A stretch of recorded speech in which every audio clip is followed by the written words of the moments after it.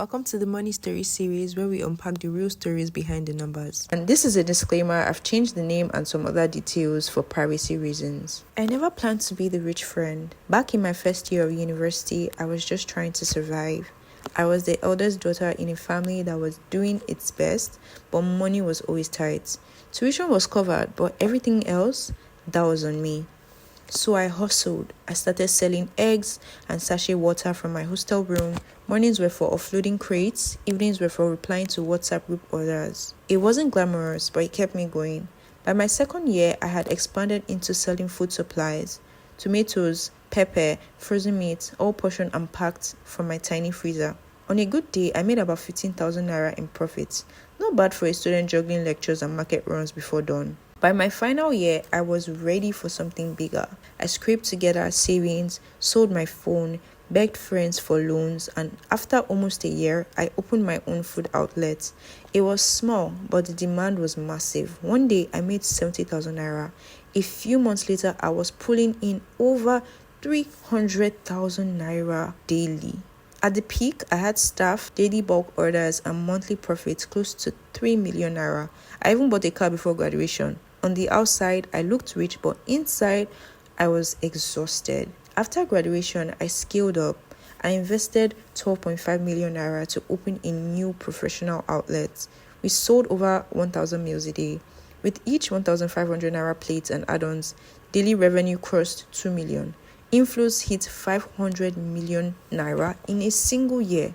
I diversified, saved in gold, coral beads, arts. I had nearly 100 million saved up and earning interest. But as my account grew, so did something else. The requests. At first, it felt good to help.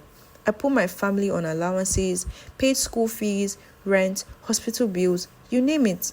Then came the loans, 300k, 5 million, even 1.8 million to help somebody rebook a flight she missed.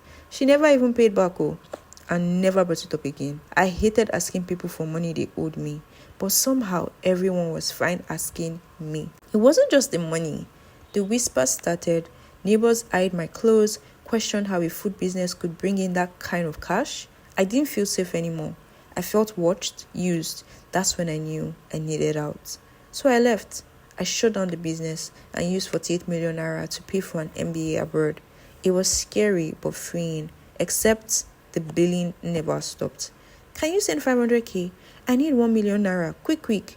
They didn't care that I wasn't earning anymore. One friend even lied about needing money for a job offer, only for me to discover she bought a new phone on credit. A new phone I wouldn't even buy for myself. That was it. I broke down and I blocked her. Now I live carefully. I budget every naira. I'm not broke, but I'm not balling either. So I've finally accepted this truth. I am not a bank. I'll still help where I can, but I've learned to say no. No to guilt, no to money-based friendships, no to being everyone's financial plan, because what I've built deserves to be protected. Stories like this remind us that money isn't just numbers. It's tied to emotion, relationships, and decisions that can change our lives forever. Sometimes it's not even just about the amount lost, but the people that we lost it through. The worst part is that it's rarely ever a stranger. It's someone we once trusted, someone we believed in. And that's what makes these money stories so complex. They're rarely just about money. But here's the thing, even in loss, there's learning. Even in disappointment, there's a kind of clarity that pain brings. Maybe you've made a decision you regret. Maybe you've given too much too soon. Or maybe you're still trying to forgive yourself for not seeing the signs. If that's you, just know that you're not alone and your story isn't over. This is why I started this series, to create space for honest conversations about how money shapes our lives in both beautiful and brutal ways.